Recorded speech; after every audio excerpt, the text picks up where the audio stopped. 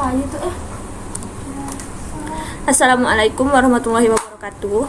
Perkenalkan, nama saya Nihandayani, NIM H10511911031. Baiklah, di sini saya akan mempresentasikan hasil dari spesifikasi kebutuhan perangkat lunak dari sistem informasi ekosistem hutan mangrove.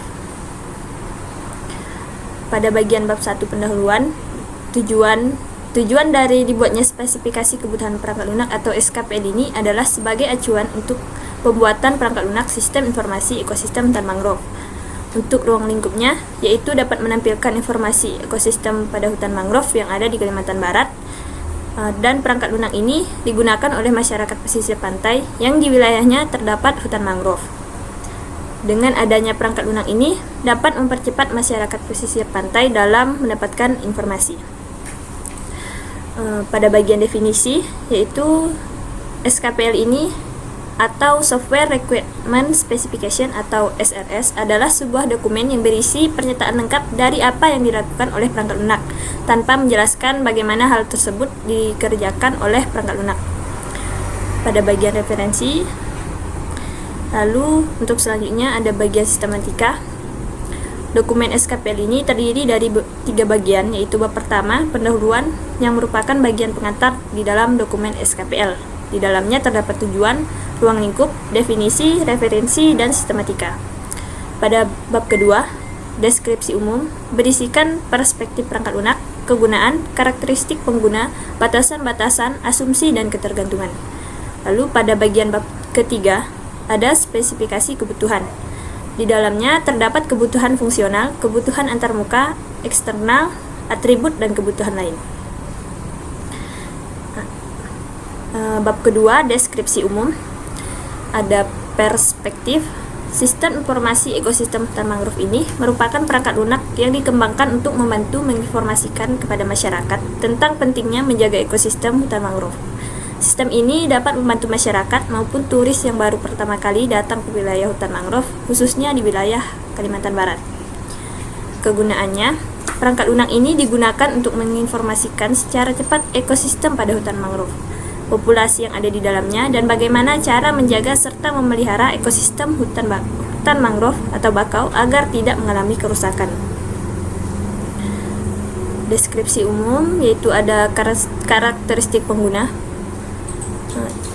Untuk pengguna, staf atau admin dan user dapat melakukan login, di mana pada bagian login ini staf atau admin maupun user dapat memasukkan data berupa username dan password terlebih dahulu untuk mengakses halaman selanjutnya. Lalu, staf dan admin dapat mengelola data informasi user. Staf dan admin serta user dapat melihat data informasi ekosistem hutan mangrove. Setelah melakukan login, staf atau admin dan user dapat melihat data informasi yang ada pada halaman utama. Kemudian, staf atau admin dan user melakukan pencarian informasi ekosistem pada hutan mangrove. Nah, di sini mereka dapat melakukan pencarian informasi mengenai ekosistem pada hutan mangrove. Lalu untuk selanjutnya, staf atau admin dapat memasukkan atau menambah data informasi ekosistem hutan mangrove. Staf dan admin di sini memiliki hak akses untuk memasukkan dan menambah data informasi pada sistem. Lalu untuk selanjutnya, staf atau admin dapat menghapus atau mengedit data pada sistem informasi. Nah, pada bagian ini staf atau admin memiliki hak akses untuk dapat menghapus dan mengedit data pada sistem informasi apabila terdapat data yang salah atau keliru. Yang terakhir, staf atau admin dan user melakukan logout. Setelah melakukan logout, staf atau admin serta user ini akan kembali ke halaman login. Selanjutnya ada batasan-batasan. Batasan masalah terhadap aplikasi ini adalah untuk memberikan informasi betapa pentingnya menjaga ekosistem lingkungan hutan bakau. Karena pada dasarnya hutan bakau sering dimanfaatkan masyarakat pesisir atau pengunjung untuk mencari biota laut seperti kepiting, udang, dan ikan untuk kepentingan konsumsi dan ekonomi. Untuk membuat aplikasi pada sistem informasi ekosistem hutan bakau ini diperlukan perangkat lunak sebagai berikut. Yang pertama ada web browser. Web browser ini digunakan untuk mengakses halaman aplikasi yang dibuat. Bisa juga digunakan sebagai penampil hasil dari aplikasi. Yang kedua ada Visual Studio Code, yaitu digunakan sebagai tempat untuk melakukan proses coding pada aplikasi. Yang ketiga ada DBMS MySQL, merupakan tempat pembuatan database untuk perangkat lunak. Lalu yang keempat ada sistem operasi Windows, yang merupakan sistem operasi yang digunakan untuk membuat aplikasi pada sistem operasi Windows. Yang kelima ada framework CSS, di mana digunakan untuk memperindah tampilan dari aplikasi dari sistem informasi ekosistem hutan bakau. Yang selanjutnya, perangkat keras yang digunakan yaitu yang pertama ada laptop, komputer atau PC, digunakan untuk membuat atau menampilkan hasil dari pemeriksaan aplikasi. Yang kedua ada mouse, digunakan untuk memudahkan pergerakan kursor. Yang ketiga ada smartphone, digunakan untuk mengakses dan menguji aplikasi. Dan yang keempat ada keyboard, digunakan untuk mengetik codingan pada komputer dan sebagai perangkat masukan. Selanjutnya ada deskripsi umum, asumsi dan ketergantungan. Sistem yang digunakan oleh administrator dan operator dapat dijalankan pada perangkat seperti laptop atau PC yang memiliki koneksi internet. Sistem yang digunakan oleh pemilik dapat dijalankan pada perangkat laptop atau PC secara mobile yang memiliki koneksi ke internet. Lalu sistem yang digunakan oleh pelanggan dapat dijalankan pada perangkat mobile.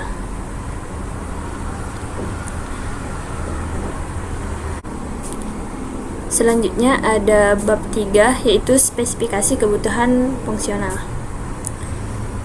Pendahuluannya, kebutuhan fungsional merupakan kebutuhan yang berisi tentang proses apa saja yang nantinya akan dilakukan oleh sistem. Di dalam kebutuhan fungsional terdapat 4 bagian, yaitu pendahuluan, input, proses, dan output. Berikut ini merupakan proses input. Yang pertama ada login. Pada proses login ini, data yang diinputkan adalah username dan password agar bisa masuk ke dalam sistem. Yang kedua ada data. Data ini merupakan informasi tentang hutan mangrove yang dapat diinputkan untuk ditampilkan pada aplikasi. Yang ketiga ada gambar. Gambar ini dapat diinputkan pada sistem agar memberikan kejelasan informasi pada aplikasi. Lalu pada bagian selanjutnya ada proses. Yang pertama ada proses login. Proses login di sini merupakan proses memasukkan username dan password kepada sistem, dan sistem akan melakukan pengecekan. Jika username dan password yang diinputkan benar, maka sistem akan melanjutkan dengan mengarahkan user atau admin ke dalam halaman masing-masing. Jika salah, maka akan muncul peringatan dari sistem. Yang kedua ada CRUD, yaitu create, read, update, dan delete. Proses CRUD ini merupakan proses yang dilakukan oleh staff atau admin, karena di dalamnya hanya staff dan admin saja yang memiliki hak akses untuk melakukan CRUD. Namun untuk user hanya bisa melakukan proses read saja. Proses create ini adalah proses untuk membuat atau menambah data pada sistem. Kemudian untuk proses read adalah proses pencarian data di mana pada perangkat lunak staff atau admin ini dapat melakukan pencarian data. Untuk selanjutnya ada proses update, merupakan proses pada staff dan admin melakukan pembaruan pada sistem ketika pada sistem ini terdapat data yang keliru atau salah. Lalu selanjutnya ada proses delete, merupakan proses penghapusan data pada sistem. Yang ketiga ada searching, di mana proses searching ini adalah proses pencarian yang bisa diakses oleh user maupun admin. Proses pencarian dilakukan pada halaman sistem aplikasi yang sudah dibuat.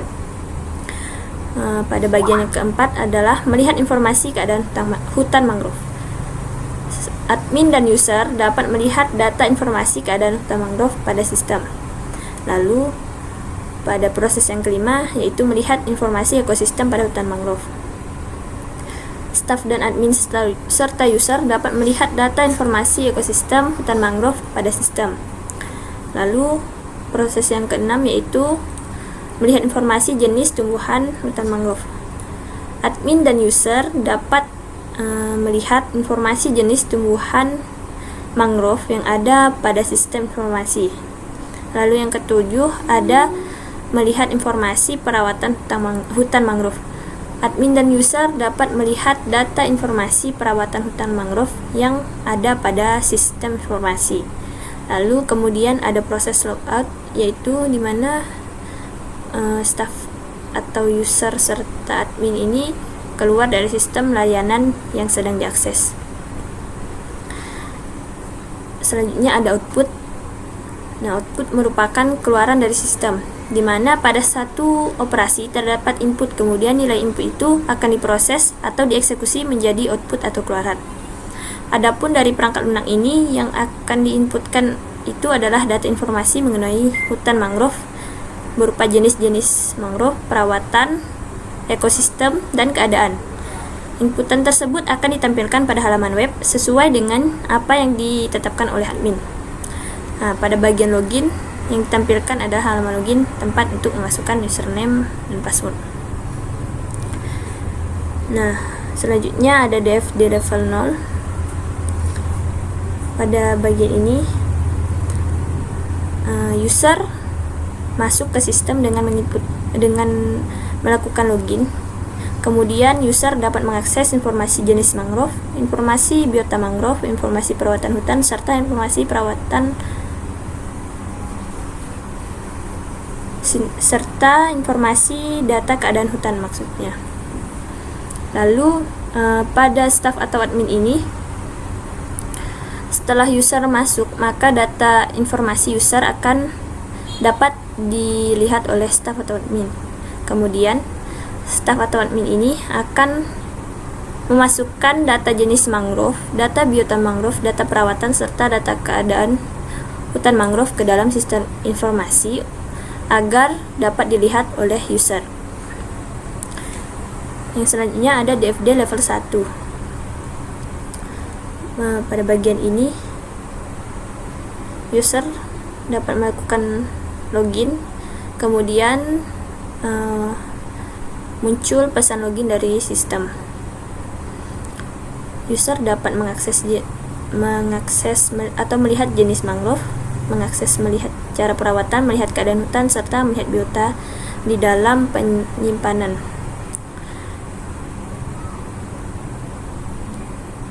Kemudian staff atau admin di sini dapat melakukan login serta dapat memberikan data atau memasukkan data ke dalam database yang ada pada sistem.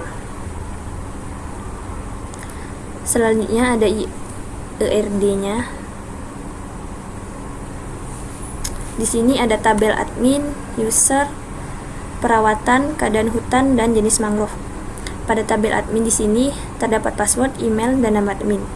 Nah, pada tabel user terdapat nama user, alamat, telepon, dan nomor identitas kependudukan. Pada tabel perawatan terdapat data ciri, nama pupuk, gambar, cara penggunaan, serta karakteristik. Pada tabel keadaan hutan terdapat banyak pohon, kelembapan, waktu pengecekan, banyak biota, dan luas hutan. Lalu kemudian pada tabel biota terdapat karakteristik, deskripsi, nama biota, gambar, dan ciri. Lalu untuk yang terakhir ada jenis mangrove, terdapat jenis, karakteristik, gambar, dan ciri. Selanjutnya ada kebutuhan antarmuka eksternal. Di sini ada antarmuka pengguna.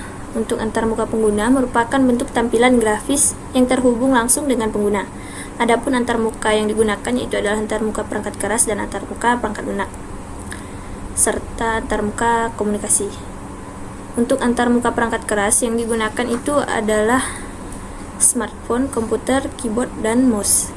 Untuk antarmuka perangkat lunak yang digunakan adalah Visual Studio Code sebagai tempat untuk menuliskan kode program dengan menggunakan bahasa pemrograman PHP, dan ada DBMS MySQL sebagai penyimpanan basis data, serta web browser yang digunakan untuk mengakses aplikasi secara online. Kemudian ada antarmuka komunikasi. Antarmuka komunikasi perangkat lunak sistem informasi ekosistem hutan bakau ini menggunakan protokol TCP/IP, di mana TCP/IP ini merupakan komunikasi data yang digunakan dalam proses tukar-menukar data dari komputer satu ke komputer yang lain di dalam jaringan internet. Lalu di sini ada kebutuhan performansi, di mana kebutuhan performansi ini merupakan salah satu alat ukur untuk mengetahui kriteria spesifikasi ukuran kuantitatif yang harus dipenuhi oleh perangkat lunak. Dari segi performanya, diharapkan perangkat lunak ini dapat memerlukan waktu yang sedikit dalam menyelesaikan setiap tahapan proses. Semakin sedikit waktu yang dibutuhkan, maka semakin cepat transfer data efektif yang dilakukan. Selanjutnya ada kendala desain, yaitu standar compliance. Standar compliance ini atau disebut juga dengan standar kepatuhan adalah terpenuhinya sebuah aturan dalam sebuah sistem. Pada sistem informasi ekosistem hutan mangrove ini, user terkadang tidak mematuhi standar kepatuhan yang ditetapkan oleh admin. Lalu, kendala desainnya yang selanjutnya ada perangkat keras. Kendala yang ada pada perangkat keras adalah pada laptop atau PC-nya terkadang terdapat blank atau monitor blank pada monitor yang membuat proses pada pembuatan perangkat lunak menjadi terhenti sementara. Lalu kemudian ada atribut, di dalamnya ada keamanan sistem.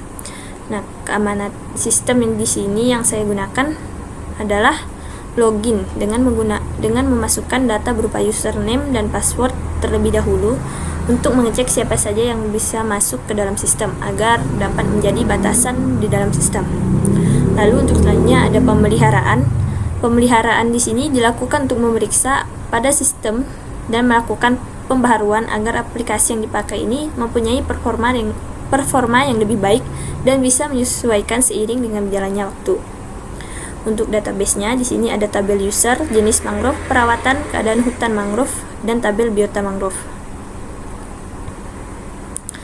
Untuk selanjutnya ada pengoperasian. Pada bagian pengoperasian ini perangkat lunak dapat digunakan secara online sehingga memerlukan jaringan internet untuk dapat mengaksesnya. Untuk selanjutnya yaitu penyesuaian tempat. Nah, untuk aplikasi ini digunakan untuk wilayah pesisir pantai yang mempunyai hutan mangrove sehingga pada implementasinya dapat dimanfaatkan secara teratur di wilayah Kalimantan Barat, khususnya di daerah pesisir pantai yang terdapat hutan mangrove. Mungkin sekian dari presentasi SKPL yang sudah saya kerjakan. Untuk kurang lebihnya saya mohon maaf. Saya ucapkan terima kasih banyak. Wassalamualaikum warahmatullahi wabarakatuh.